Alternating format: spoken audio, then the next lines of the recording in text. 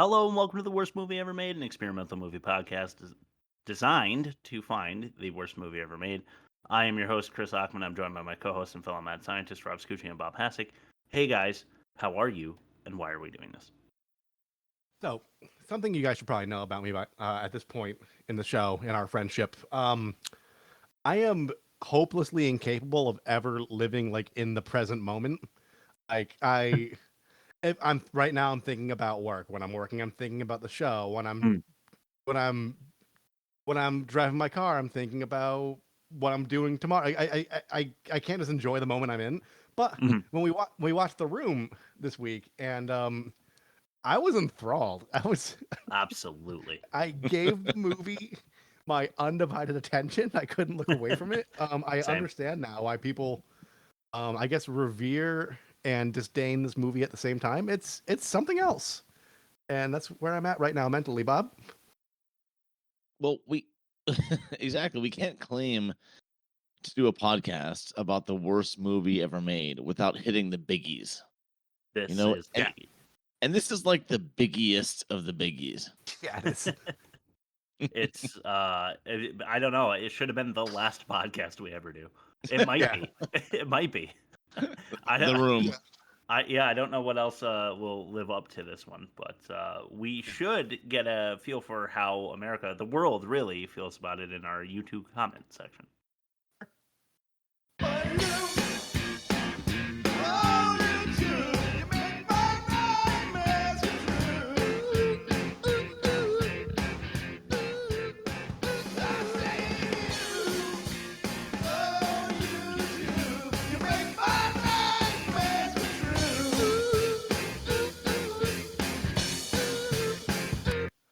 So what I've learned about the B movies in this season is that the people in the comment section are very aware of what the assignment is. So Sure. they're not as unhinged as like the movies that are trying to be good that aren't. So I got 6 short ones, and here we go.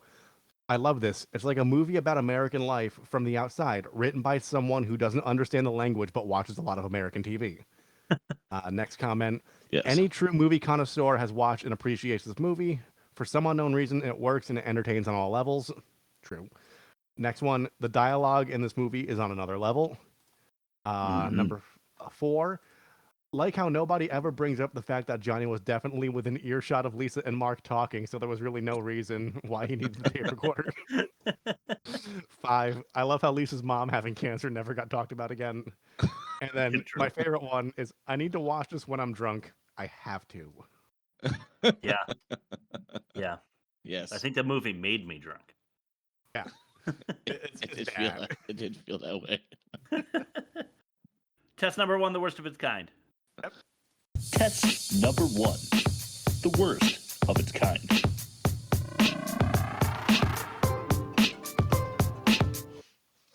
All right. Some heavy competition here by design. You decide. All right. Starting with Borat with Sacha Baron Cohen, a 90%. I love that movie. That's a fun movie. Funny. It's really funny. One up your alley, Rob, the Simpsons movie, full of all the, the ragtag crew voice actors. 87% there. Shaun of the Dead with Simon Pegg and Nick Frost, a 92. It's a great movie too. Wow. Life of Brian with John Cleese and Michael Palin. Is it Palin or Palin? Palin. Yeah. Palin. And yeah, he is, those are the Monty Python guys, if you don't know. That's 96%. And The Big Lebowski with Jeff Bridges. What was that? Our first good movie or second? I believe that was our first good movie. Yeah. Yeah, Jeff Bridges, 79%, surprisingly low, for an outrageous average of 88.8. And The Room, guys, where do you think that came in? Oh my God. I think going with the so bad it's good logic, higher than I want it to be. I don't know, like 37. Good guess. I'm gonna go with a 10. Okay, take just about an average of that with a 26. Shocking number for me. Absolutely shocking. So was I selective with the rest of them? Yes, a negative 62.8 and worst of its kind. Cool. Negative 62.8. So that is Okay. a huge number, and we will see how that stacks up against our current season champion, Mac and me, in the movie comparison at the end of the pod. So stay tuned for that. As for now, we will throw it to our Limerick edition of Ain't That a Pitch, test number 2. Yeah. Test number 2. Ain't that a pitch? I think I went first last time. Is that right? I think it's my turn to go first. 'Cause I think Bob went the week before. All right, so I'm just gonna take it. There once was a film called The Room, written and directed by Tommy Wiseau. But as the plot starts to thicken, we learn the antagonists are chickens. Bok, bok, bok, chip, chip, cock-a-doodle-doo. Love Nice. that. Very good. Bob, you or me? I'll go. Okay, I love mine. There once was a woman named Lisa who ordered an artichoke and pesto pizza. She's manipulative and a sneak. We had to see Johnny's cheeks. I'm praying for a sudden case of amnesia. I love yours as well. Many good elements of the movie all wrapped up in one there. Yeah. But I love mine. Maybe even more. We'll see. This is the bad movie to end all bad movies. It is not rescued by a pair of good boobies. The dialogue awful. The acting unlawful. I did not watch this. I did not. Oh, hi, Mark. Chris 5. I'm going Chris 4. Okay, 4.5. Man, good win, Chris. I didn't even. Usually I write CRB with little, like, spots for a score so that I can jot it down later. I didn't even do that. So I just wrote in a C and a 4.5 for a victory for Chris. Love it. I'm going to jot that down, and we'll see how that stacks up against our score for Mac and me. I already know because I just saw. But let's throw it to test number 3. Good job, Chris. The most offensive. I tell you, I'm full of something right about now.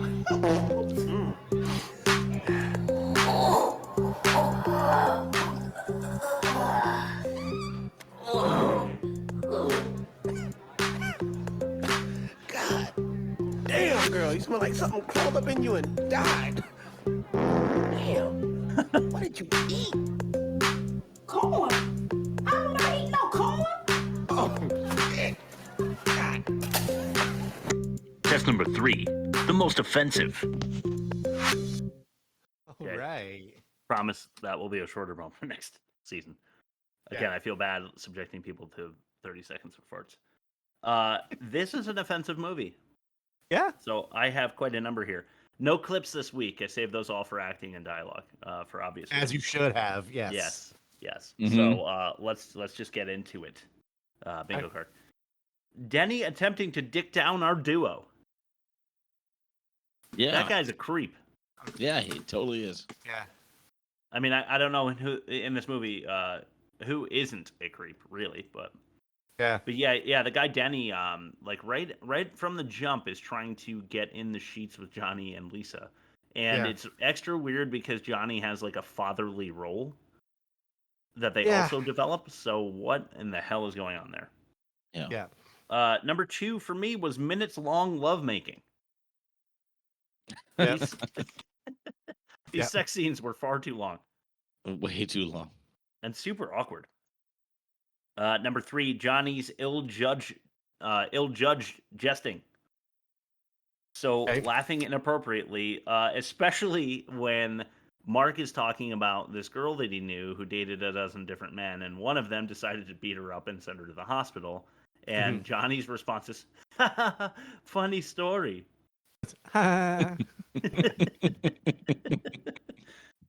But he's laughing all the time, not sure why. Yeah. Number 4, freaking your friend's fiancé. It's just something you don't do. No. Come on, Mark. Yeah. You should know better. Number 5, bullying your buddy on a balcony. Yeah.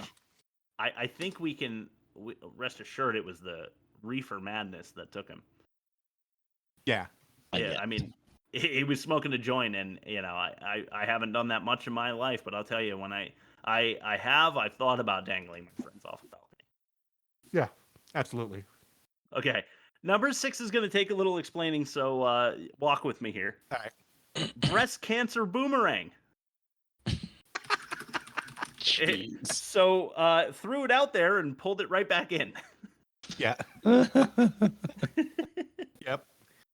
Number 7. This one's, I don't know, a little long. Alcohol is for offenders. Weed is for weirdos, and females are manipulative. That's what I learned from this movie. Yeah. Mhm. Yep. Number 8. Merriment, impromptu infidelity. Yeah. Yeah. At the party, Mark- right? Yeah, Mark thinks that Lisa set up the whole party just so that she can tell everyone to go outside so they can bang on the couch. That's what Mark accuses her of. I don't know if that's true, but she is trying it. Yeah. So I mean, calling a spade, right? I guess Yeah. so. Yeah. That's a weird move, though. Invite everyone to the house you're attempting to bang your fiance's best friend in. Yeah. Oof, man, not sure that's the best call. And last one for me, number 9. I lost Johnny, but I still have you right. This is direct dialogue.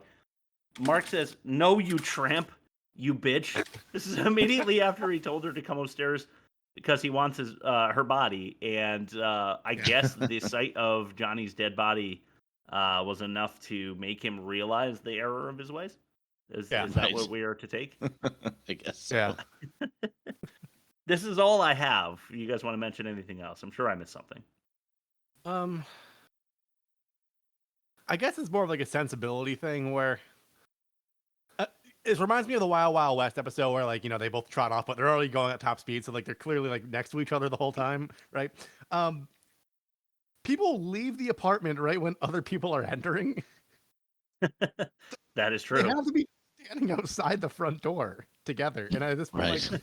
like, it's kind of insulting just like the art of filmmaking where it's like, dude, like let some time pass or like do something. It's like, it's just annoying. I think Kind of sitcoms are especially bad at this. Like it's an egregious, like invisible wall in the living room. Like if you're in the Right, yeah. kitchen, you can have a full conversation at regular volume. Frasier's kitchen.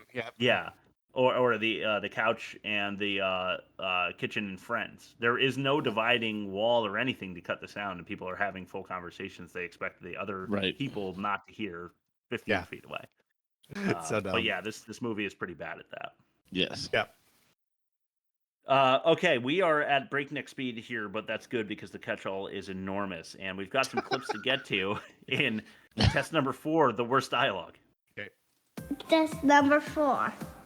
The worst dialogue. Go down to Marie Callender's. Get me a big bowl. Pie. Mm. Cream on it. Good. Put some on your head. Your tongue would slap your brains out trying to get to it. Interested? Sure. Yeah. Yes. Number 5. Ooh. 5. Rob, you mentioned this before, but chicken.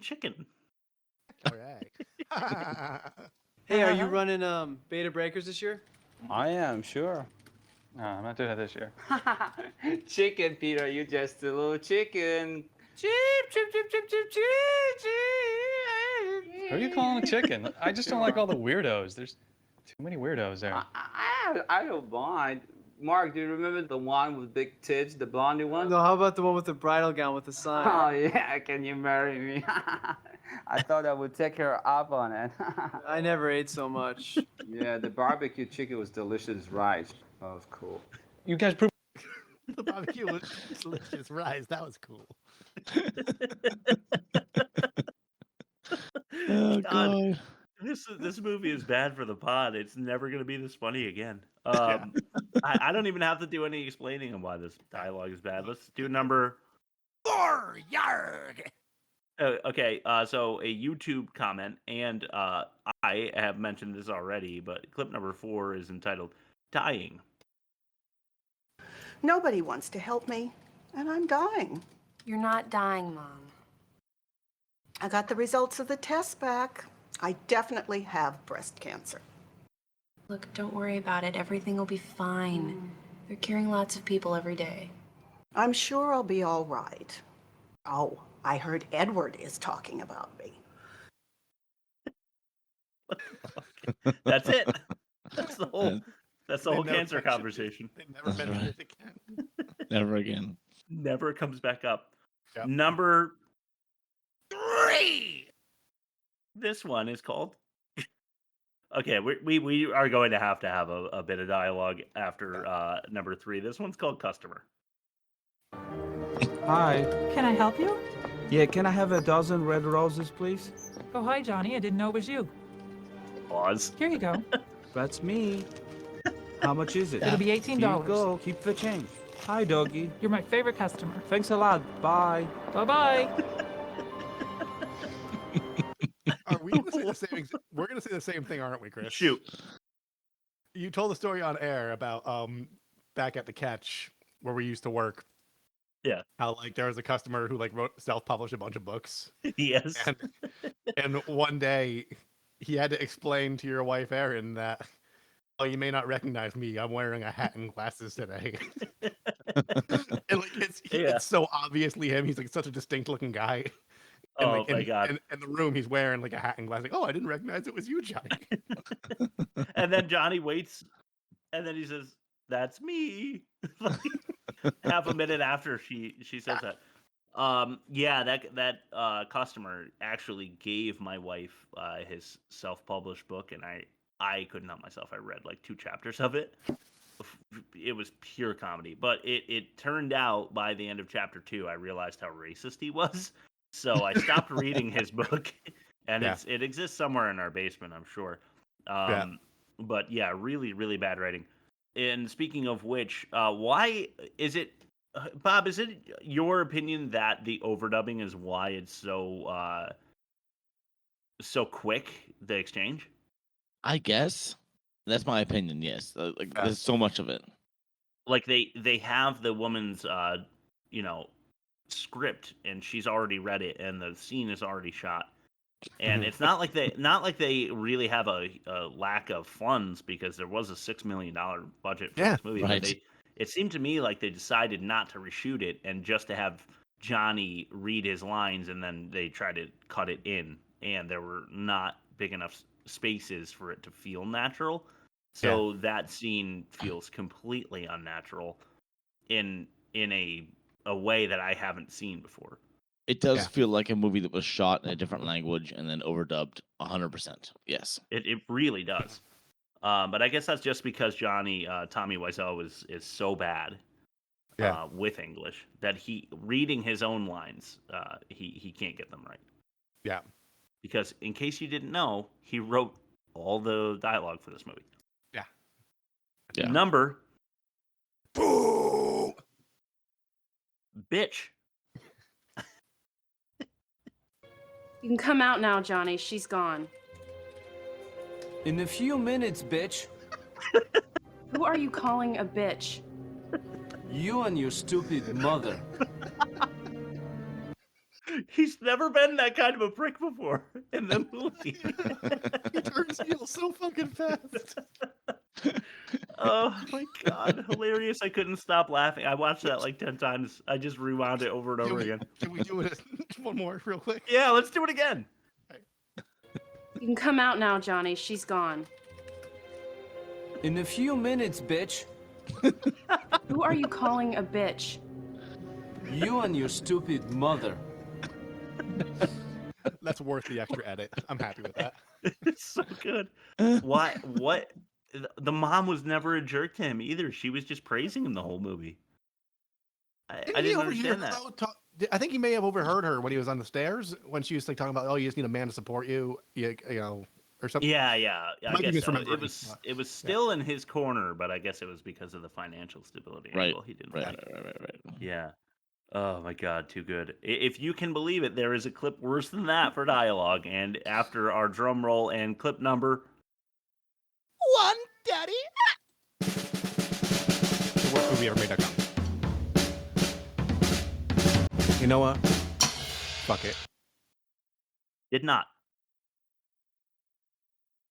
I have to go now. I'll see you later, darling. Don't call me that. Okay, bye. I did not hit her. It's not true. It's bullshit. I did not hit her. I did not. Oh, hi, Mark. Oh, hey, Johnny, what's up?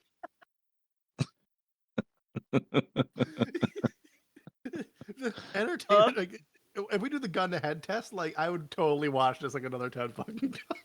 Honestly, I watched this movie. I took notes. I had 30 clips probably that I had to narrow down to what I thought was best for our audience, because we can't play 30 clips. One, it's probably a fair use problem.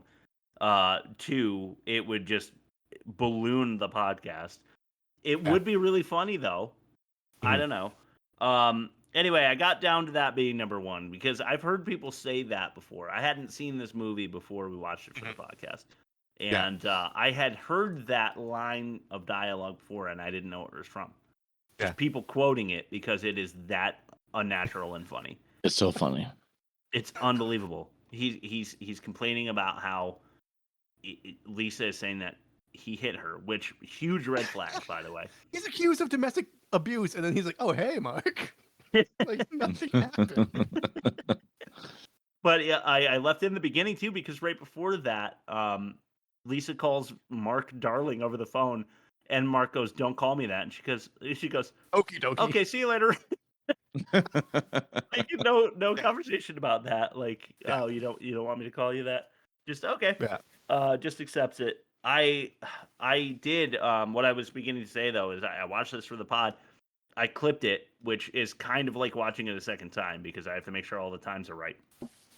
And then, as I was doing the outline, I just put it on again because I wanted to see it again. I'm probably gonna watch it again. I'm gonna watch it again tonight, probably. I probably will.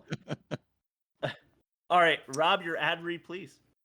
Today's episode of The Worst Movie Ever Made is brought to you by Booger Cheese Juice. We don't know what the fuck this means, but apparently my daughter wants to drink it.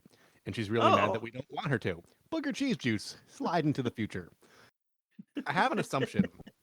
Okay. We are making burgers on the George Foreman grill, making cheeseburgers. Burger cheese is what she calls them. And she wanted to drink the grease in the little grease trap.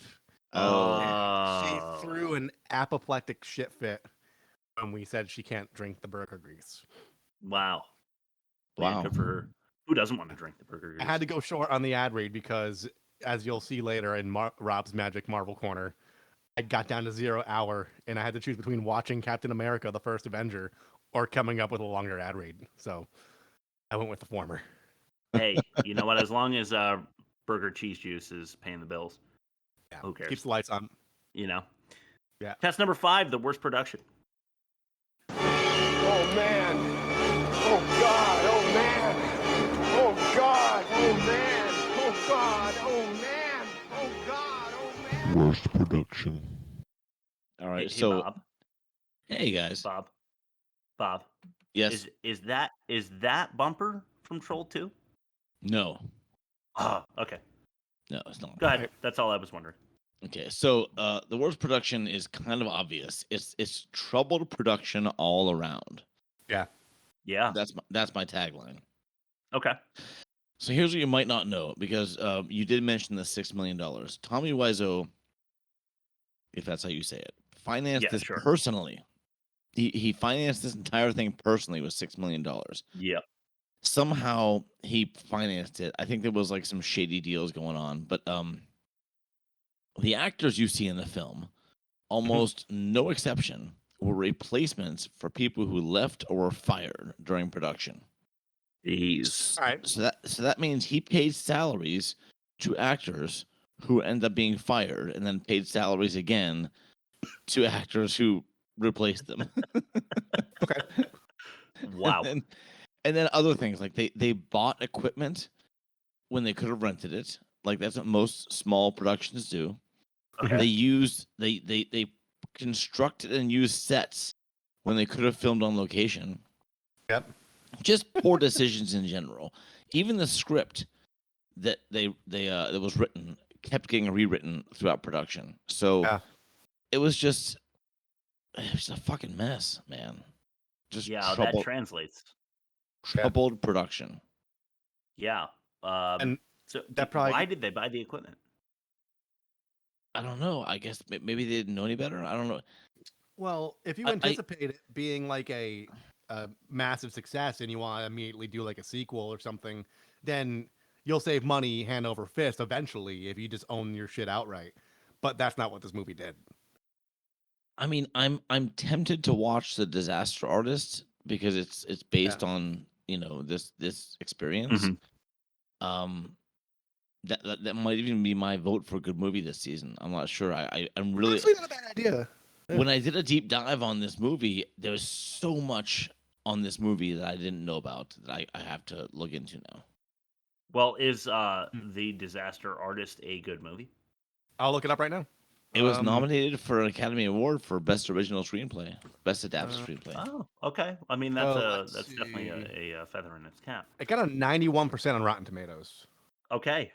I think maybe that should be our good movie. Of course, I haven't seen it, so I can't say. But what if I end up hating it? But if it is about this movie, I'm probably gonna love it. I'll tell you what. It's either that or Ed Wood. Something about a B movie, I think. Okay. Yeah. And you know what? James Franco is probably perfect for the part of Tommy Wiseau, and I think he's playing Tommy. Yeah, right? I think he plays him. Yes, yeah. he does. Yes. Okay. I can see that working. Okay. Yeah. You've got my vote. Cool. All right. Nice. Yep. Sweet. Test number 6: the worst acting. I should have put you down myself. Personally. You know, I never understood that. Why did you judge me? Why did you judge me? You killed innocent people. The means to an end. You started a massacre. I caused the revolution. You betrayed the law. I betrayed this. Your council's experiment, which failed. Test number 6: the worst acting. Okay. I hope you are. Go ahead, Bob. Favorite bumper. Oh, is it? I love it. It's just me on the keys on GarageBand going. I love it. I thought it would introduce like a panic, the kind of panic that the actors are feeling in that moment. Yeah. Okay, I hope that the audience is ready for more intense clips. I mean, this you really should pay attention. It is the most insane shit you're ever going to see. Go to our YouTube channel. It's starting to pick up steam. I said this last week, but I've noticed it's not just Hank Roll. Other YouTube videos are starting to pick up too. And that's at www.theworstmovieevermade.com. You click the little YouTube thing, and it'll take you right to our feed. I mean, we're a podcast first, but if YouTube's going to gain traction, maybe we're a YouTube channel first. Who knows? Go there, check out the clips. YouTube sucks for that kind of stuff. The demonetization shit I deal with like we're not even making money, but like the demonetization shit I have to jump through every week to like get all these copyright claims taken down. Oh, I see. It's insane. But like I do appreciate anybody that's watching our 3 mugs on the big screen every week. And the occasional clips like number 1 legs. Oh.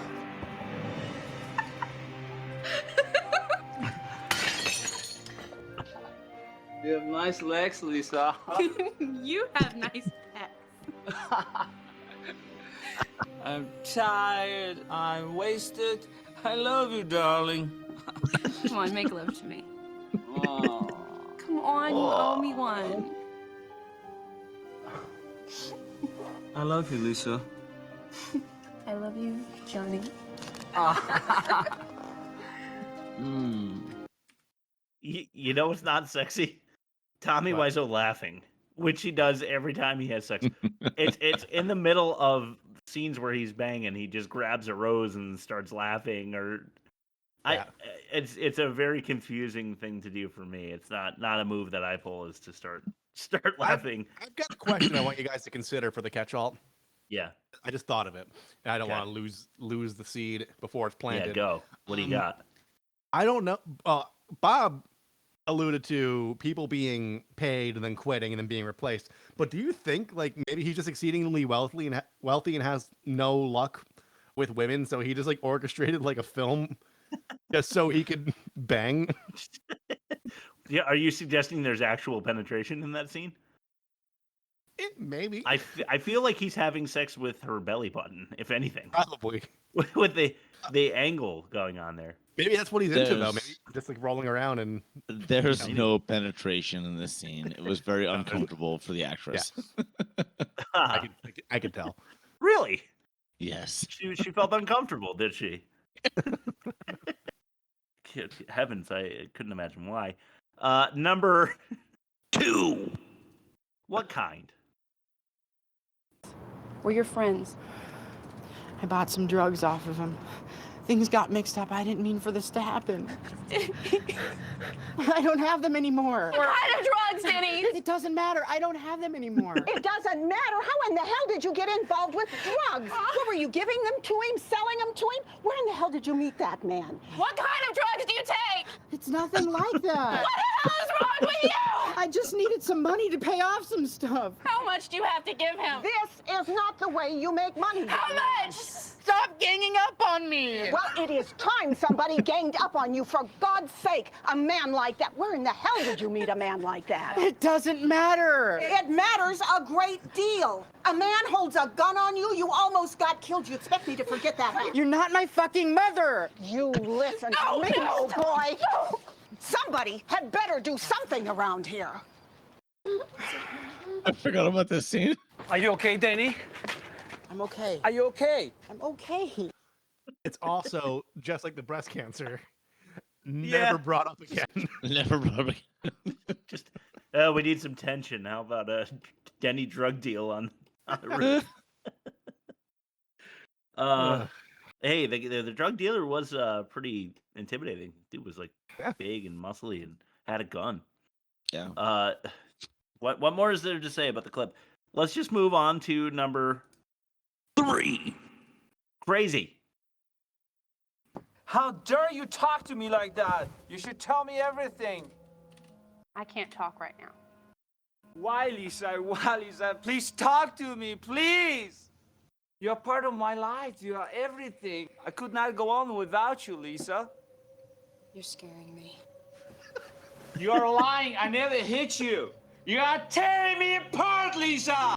Why are you so hysterical? Do you understand life? Do you?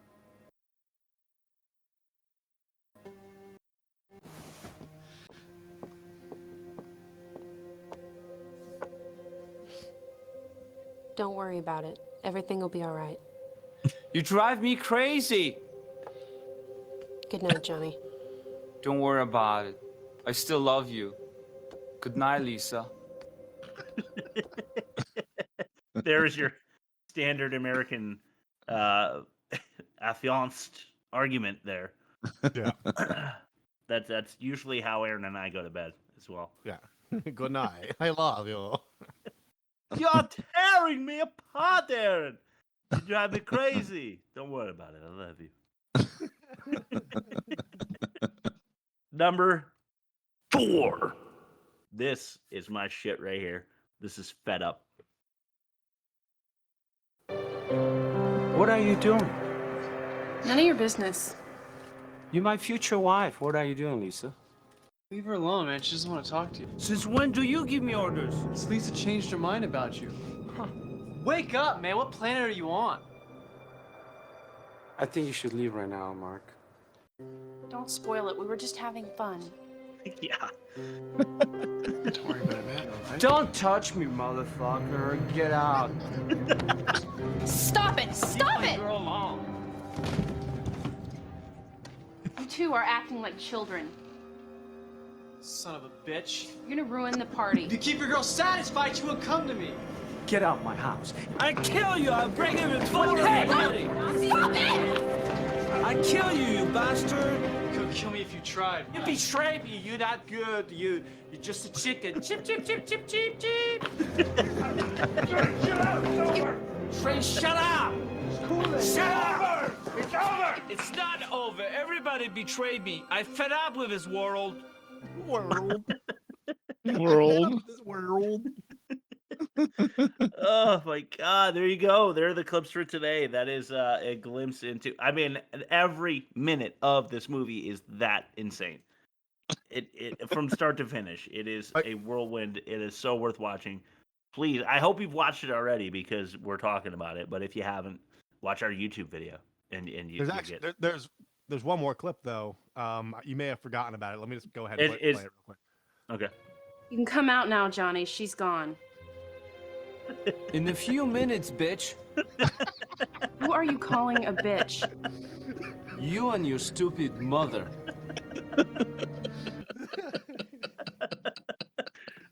Yeah, my bad, dude. I forgot that I was to play that a third time. Maybe one more time later. All right. So we are going to move on to what I'm very excited to hear about. Fact or no fact? Oh God.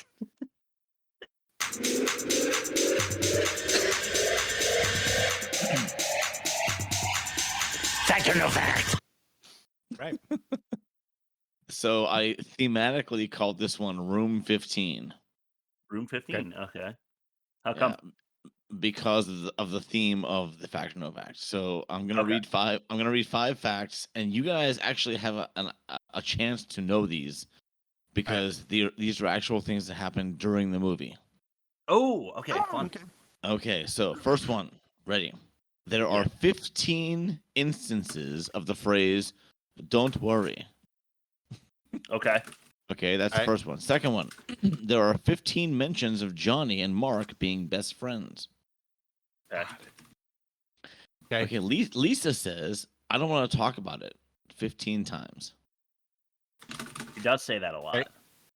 Lisa tells Denny that Johnny is like a father to him 15 times. Mm-hmm. And my favorite one, there are 15 passes of a football during the course of the film. There's more than that, in my opinion. Okay, so going off what Chris said, I agree. There were more than 15 football passes. I think there were 15 different scenes where they passed the football. And I'm also going to rule out Lisa telling Denny that Johnny is like a father to him. I think she says Johnny is like a father to him to other people more than she says it directly to Denny, like to her mother, for example. Good point. So that might be some trickery. I don't want to talk about it. 15 mentions of Johnny and Mark being best friends. 15 instances of the word "don't worry." Okay, so I am going to say, I'm just playing a numbers game here. I'm going to say I don't want to talk about it because Lisa doesn't want to talk about it with her friend. She doesn't want to talk about it with Denny. She doesn't want to talk about it with her mother. She doesn't want to talk about it with Johnny. So, like, spread across those 4 people, I believe she said it 15 times. Whereas, like, don't worry is also a good one. But best friends, I feel like, was less than that. I'm going to say I don't want to talk about it is the one because she had more opportunities to say it to many people. So I'm going to go with I don't want to talk about it for my answer. Okay. I like that because I'm between the other two. Don't worry is such a quick phrase that it could have gotten through 15 times without me knowing. Like I knew it was said a bunch, but but Bob, is it 15 instances where Johnny and Mark call each other best friends or are called best friends? Mentions of them being best friends. All right. That doesn't make it easier. I'm gonna go with Johnny and Mark are best friends. I think Tommy wanted to make sure that everyone knew it was this very serious love triangle. That's my guess. And that he was being betrayed. And that he was being betrayed by everyone in the world. All right. That explains why he's so fed up. So yeah. Let's start with the one you guys got right. There are way more than 15 passes of football during the course of this film. Yeah, seriously. In 2 quick scenes, there were over 15, and that was more than 2 scenes they had of football. And I felt like the only time where it was properly passed was in the field, back and forth, when they were more than 6 feet apart. Yeah. Even then, it was barely 6 feet apart. Yeah, honestly. Okay, so out of the other 4, 3 of them were less than 15, and only 1 was actually 15. Okay. So Lisa tells Denny that Johnny is like a father to him 15 times. It was less than that, but barely. Oh, you scared me. Lisa says, I don't want to talk about it. less than 15 times. Sorry. Go. And Johnny and Mark being best friends was mentioned less than 15 times. Oh, It's exactly 15 times the phrase, don't worry. Damn it. Well, again, I did mention that as my other favorite, so half credit there for Chris again. Which, if you combine that with last week, that's one full victory. Go ahead, Rob. Over the weeks, Bob has made this easier and easier for us, and we're just fucking it up worse and worse. I really have. I really have. I swear to God, I have. He's really trying for us. Yeah, we're just fucking idiots. My adaptation. This is what I do. I do for the special education kids. I'm like, let's just make it easier, less choices. I'll give you two. He's saying we're not normies, Rob. Yeah, and then next thing you know, a pair of mittens gets thrown through the ceiling tile. Okay, the catch-all. I'm sprinting away from this conversation. Okay. The catch-all. It's the catch-all. Okay, lightning round. I've got pages. I'm sorry. Written, produced, directed, starring Timon Wiseau. Probably never a good idea. Has that ever happened where the movie is a success? No. No, you're too close to it, and you're too emotionally invested in it. I feel like Tarantino, maybe, if you count like Reservoir Dogs. That's true. There's a Bill Burr bit when he talks about like how they always cast like beautiful women in movies, and he's like, if I made a movie, I would cast somebody else because I'm a balding redhead. I want to make my money back. Like you need to be, you need to distance yourself from your own projects if you want to be successful. Sometimes. Yeah, no, I get it. Yeah, you're right. It's too close. Denny, Johnny, Lisa pillow fight was super awkward. We mentioned his attempts. Line dubbing for the star, insane. So much. I wrote, and Bob, you said this, but he very wants to be naked. Tommy wants people to see his glistening body. Mark is like, no, I'm leaving. I'm not cheating on Johnny. Whatever. Make out.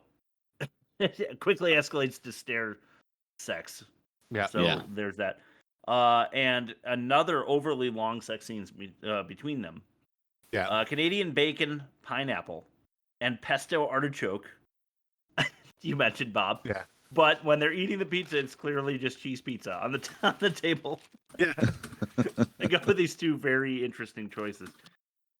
Is the premise that the room is haunted by horny energy? I did read this. He wanted to call it The Room because depending on whose perception you're viewing from it, that room could be a good thing or a bad thing. Oh. Okay. I mean, he completely missed the mark. But yeah, and I'm not going to pretend to be interested in that fact because that's not. Yeah, that's like the yin yang is black and it's white. Yes. There are literally multiple framed pictures of spoons. Really? Yes. I did not see that. I didn't notice that. Look for it. He's humping Lisa's stomach, I wrote. Who goes over someone else's apartment to have sex? You want the home team advantage, don't you? I mean, like, if they were having an affair, it should have been at Mark's place. Yeah, I'm saying there's another couple even that get busy in the living room, and Mom finds the underwear. MeUndies. Yeah, the studying session. I forgot about that. That was hysterical. I love that actor, whoever that is. I want to. Yeah, he's the best. Denny comes over. He says, "I need sugar, flour, and butter," and then he's like, "All right, see you later." With none of those, just almost immediately leaves without any of those things. They have roses in bed before he bought roses, so I guess he's a very regular customer, and that's why she loves him so much.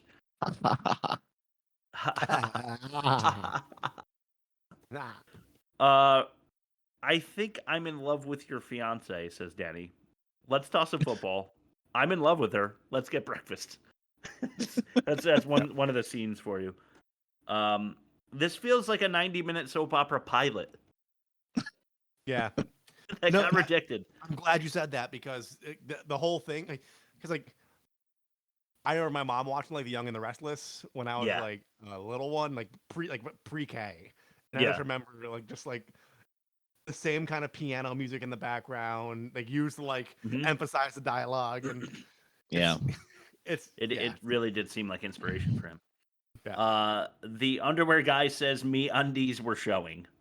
And Bob, you did just say that, but I was wondering if that was an attempt at comedy. I think he was the comic relief, yeah? Yeah.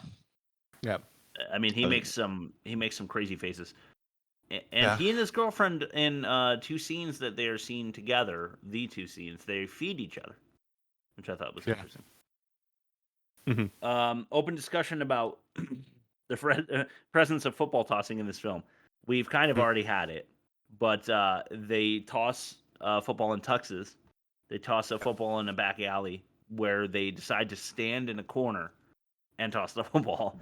Yep. And then Johnny and Mark go to the field that we mentioned before, but they are too far apart for too long, so decide to wrestle each other down to the ground and roll around in the grass because they've been apart for too long. That's how best friendy they are. I wrote that they had no idea how to transition scenes, so I don't want to talk about it. I wrote was a way to end the scene. Yeah. Because they didn't know how to finish the dialogue, so Lisa or whoever would say, I don't feel like talking about it, and that would end the scene. Or knocking a friend over, which happened twice. Mark knocks over MeUndies guy in a very uncomfortable way, a very intentional looking way. Yes. Though it was definitely not meant to be. Yeah. And then, what was his name? Peter trips in his tuxedo and then gets really upset, and they pick him up and carry him off. So people falling down, and I don't want to talk about it, are the ways that they go from one scene to the next, which is very bad. The camera takes an accidental. Can you play Dutch angle? Sandbag for me. Oh yeah, sandbag. Where'd it go? I don't have it in here. Give me 1 second. Let me just take. Bob, can you just say Dutch angle? Dutch angle. Perfect. that sounded exactly like the bit. Cool. I know. Perfect. Nice. Camera takes an accidental Dutch angle, and on the tape recorder, and it's an intriguing few seconds because it's an angle you did not expect. It's not brutalized like in Battlefield Earth, but they decided to go Dutch there. I think it was an accident. But right. What do you guys? Where is he from? What is the accent? Is it French? Oh God. Let's look it up. Yeah, look it up because I don't know. I have no idea what it is. He's from Poznan, Polish? Poland. Huh. Yeah. I wouldn't have. Well, Denny and Lisa just sit on the floor for no reason at all in one scene. Yeah. They just sit down on the floor. I got to say one thing real quick. This is a catch-all.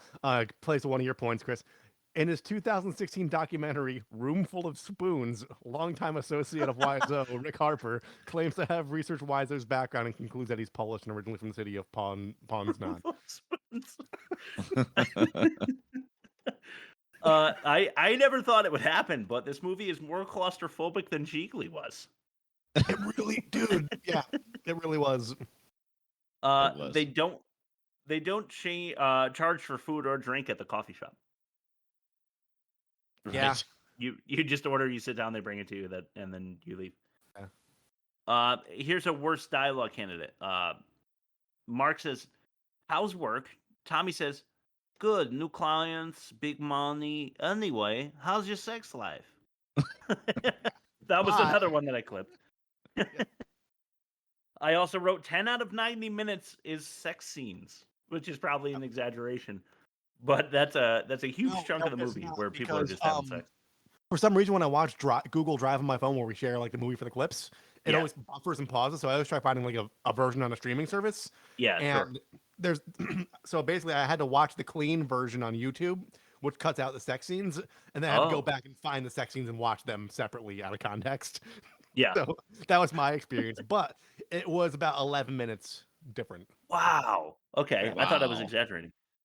That's a large percentage. That is a huge percentage, yeah. Pillow fights between girlfriends. Now, I thought that was a romantic thing, but I guess not.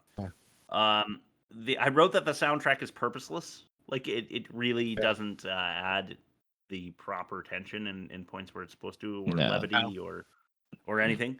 The cast is at the party, like the entire cast, except for Peter, who was the psychologist. He is now a man named Steven, played by a different actor. I don't Do you know if you why? noticed that. No, Do you know I why? don't know why. No. So the actor that played Peter had a conflicting schedule, and he was filming something else. He was actually the only person I thought was a decent actor, and he couldn't make it anymore. So they put all his dialogue to an unnamed character who was named but never in the actual movie. And that was all supposed to be Peter's dialogue. That extra guy. All right. I was wondering why Peter. Okay, so I was wondering why Peter wasn't at the party, and I assumed that everybody in this movie was friends with Tommy Wiseau, and not. I didn't think there were any actors in this movie, to be honest with you. No, were they all actors? The only friend was Mark. Okay. Wow. I don't know what to do with that. Why when he's having his mental breakdown does he hump her dress?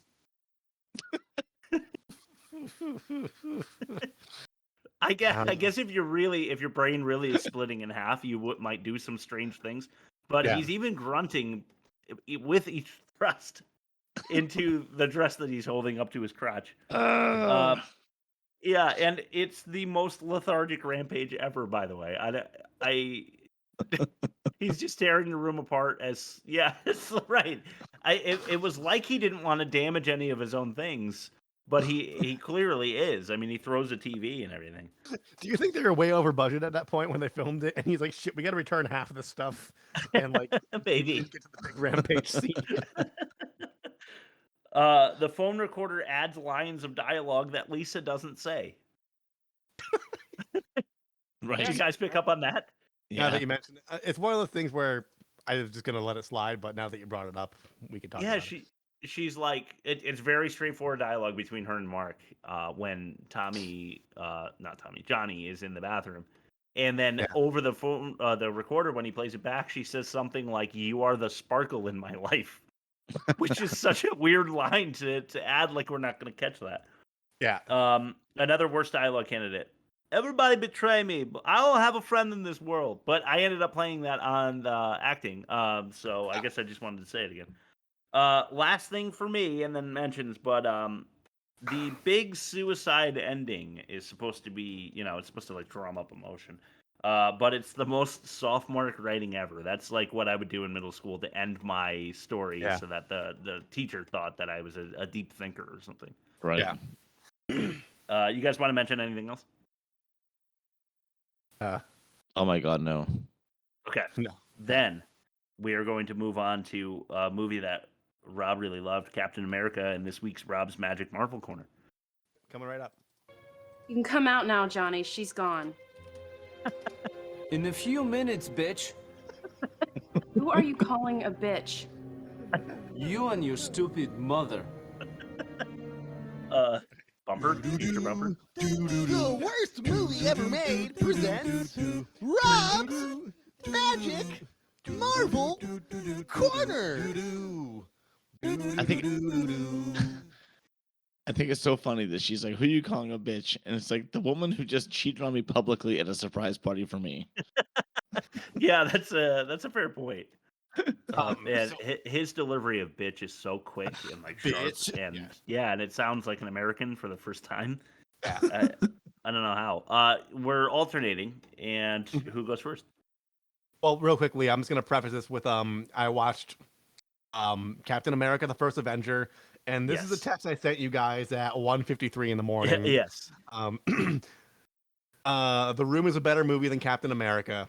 Fuck this movie. I've been sick all day. Had unexpected work shit. I burned my tongue on ramen. Fuck America. Fuck Steve Rogers. Fuck his stupid shield. Wah! I'm too skinny to get drafted, but I love America. Where's my diaper? Holy shit! I hate you both. Are we still recording tomorrow? So that's. I'm ready for questions. Captain America: The First Avenger. I'll go first this week. Cool. Okay. All right, Rob. How bad is the skinny Chris Evans effect? It's gross. I worked with a dude like that. So I worked at this restaurant for like the 2 years before COVID. Then we all got laid off, and then the hours that were offered were not enough to like go back. So I did other shit. But there's this dude I worked with, this little wiener. He looked exact same hair part and everything, and the I love him and hate him because my job was 10 times harder when he was there, but I got a raise out of it because I was just like, you got to give me more money if I got to keep closing with this guy, or I'm gonna go down the street and work there.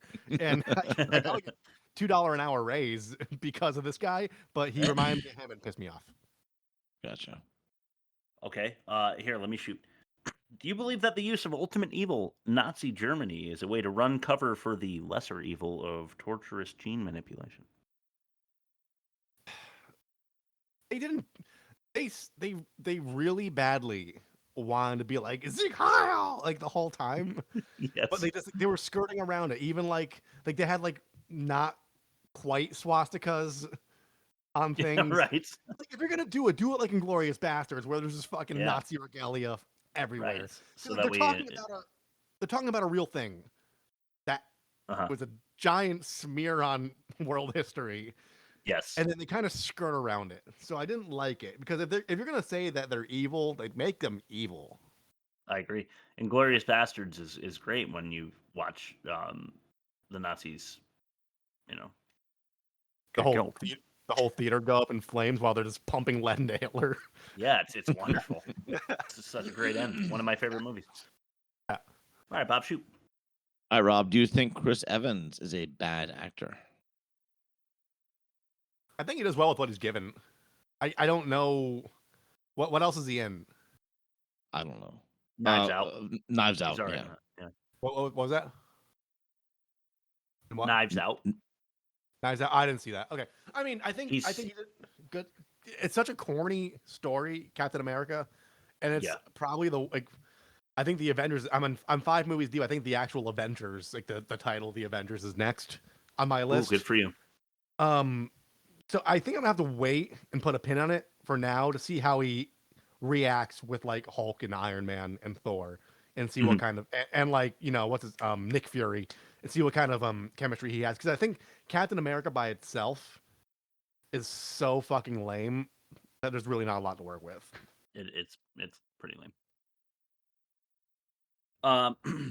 Do you admire Steve Rogers and his righteous patriotism, or do you find his ceaseless America first attitude to be overbearing and to an irritating degree? I hated it because I don't know if it was their intention, because it's set in like the 40s or 30, like I don't know at what point in World War II they're at. So it's safe to say late 30s, early 40s. But the whole movie was just like a propaganda film. Like people were mad at Top Gun Maverick because military recruiters were outside the theater trying to draft young men. Oh God. And I feel like Smart. they probably tried doing the same thing with this movie, with the USO shows and like, oh my God, he's so cool. Like, right. So I thought it was nauseating. Like the whole time I thought I was watching a propaganda film from like let me tell you about the war-torn countries, Billy. Tell me more, sir. Like that whole, like the black and white educational films you'd see. Right. Patches O'Houlihan. Yeah. That segues perfectly into my question. Okay. So you hated it. Yes. So how can you have such a hate for America? Have you looked around lately, Bob? Last time I checked, like a month ago, eggs were like $17 a dozen.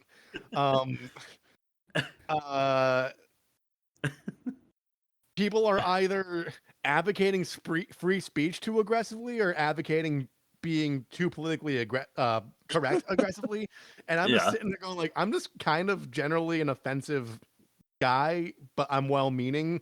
And I don't like going out in public anymore because I feel like people think the real world is like Facebook and they want to argue with people. And that's where America is right now. I don't even like leave I work from home now. I'm disgusted with the current state of things. I just don't go out. Totally fair. Yes, fair. Number 3, to continue with my theme of hard-hitting questions. How hard did you laugh when Hugo Weaving removed his face? So fucking stupid. And like he was less ugly with the giant like red like The Red Skull. Yeah. Have I showed you the band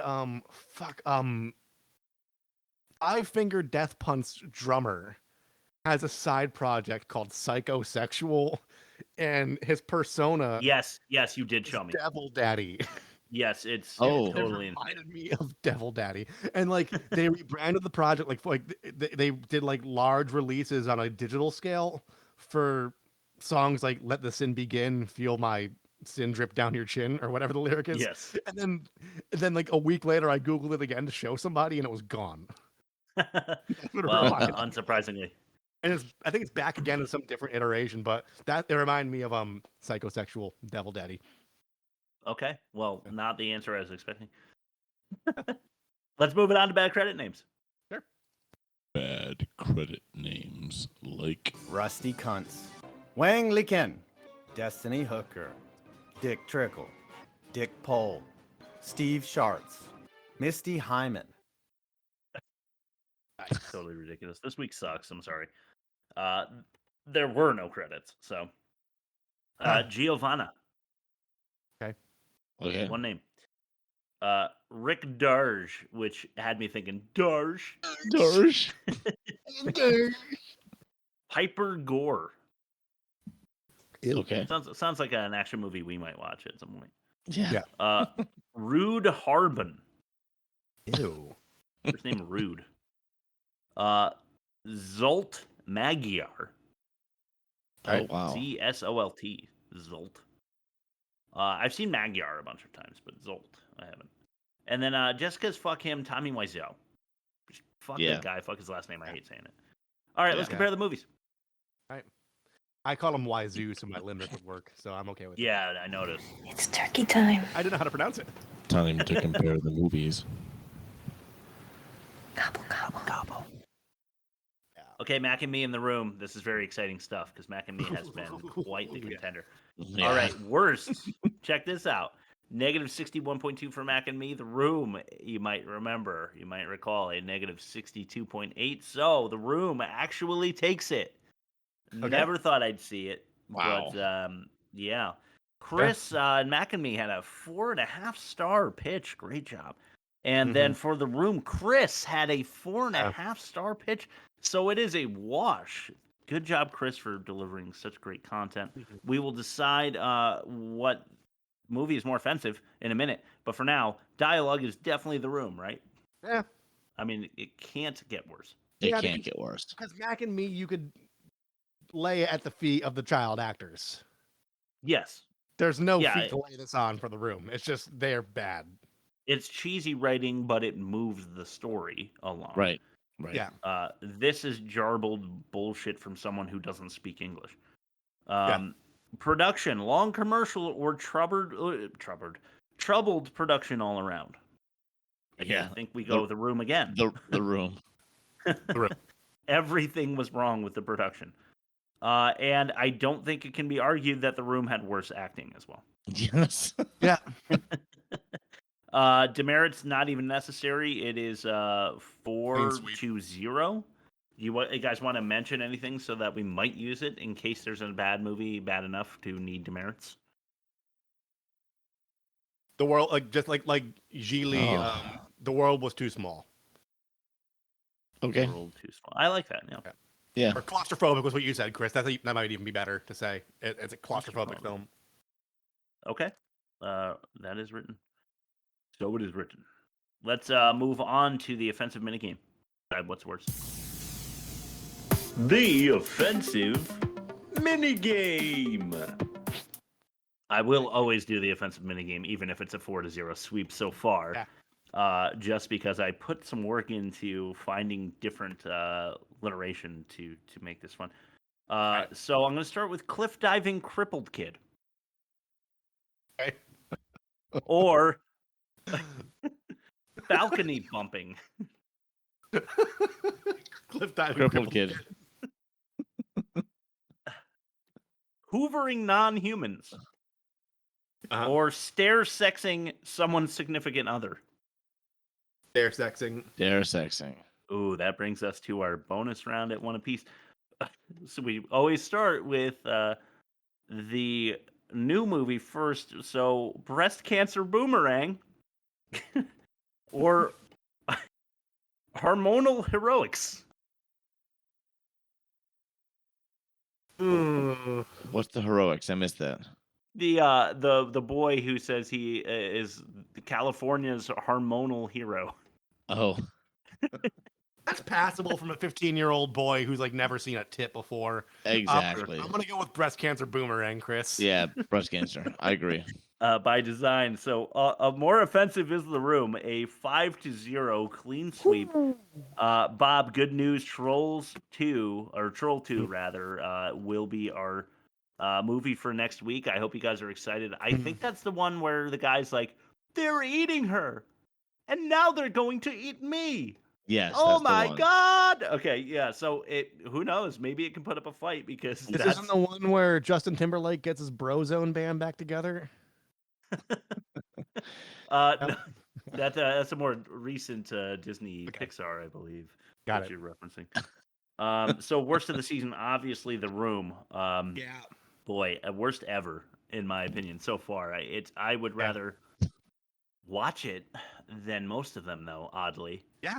It's like Battlefield Earth, the two worst. You know what though? I was gonna say that the worst movies that we've done so far are ones that I'd want to rewatch. But Gotti, Cat in the Hat, I would never rewatch those. No. There are extremely bads that I wouldn't rewatch.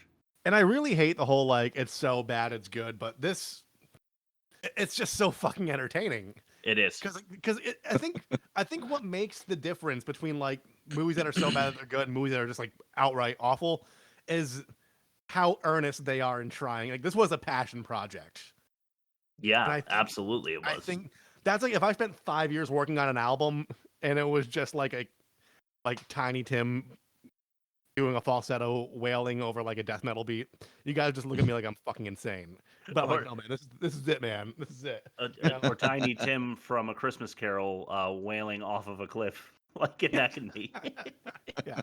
I think that's what differentiates it. It's like when someone like doubles down and like sincerely believes in what they're doing, like Battlefield Earth. Like that was like he compared it to Schindler's List and was like, this is like Star Wars but better. This is Pulp Fiction for the year 3000 are all things John Travolta has said about Battlefield Earth. It is true. It is true.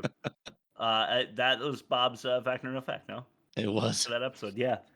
All right, Rob, will you want to plug us and send it over to Bob for last word? Thank you for listening. Love you guys. Go to the www.theworstmovieevermade.com. You could see us on TikTok and Instagram. You could see us on the podcast feeds of your choosing. You could find us on YouTube on every Sunday. We upload a new episode. And there's also a little envelope where you could email us because nobody emails us, even though we just surpassed 6,000 listens. So I know you guys are there. Yeah. Because like seriously, because like we're gonna wrap up this B movie season next, and we would love to see what direction the show should go in.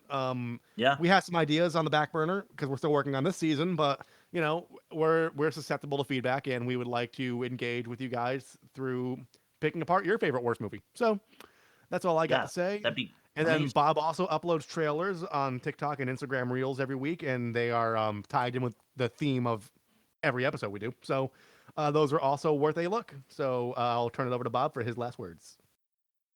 Don't worry about it. All right. Cool. All right, let's get that theme music going. You can come out now, Johnny. She's gone. In a few minutes, bitch. Who are you calling a bitch? You and your stupid mother. I added 4 extra edits to my fucking post-production, but it's worth it. Fuck yes. See you guys next week.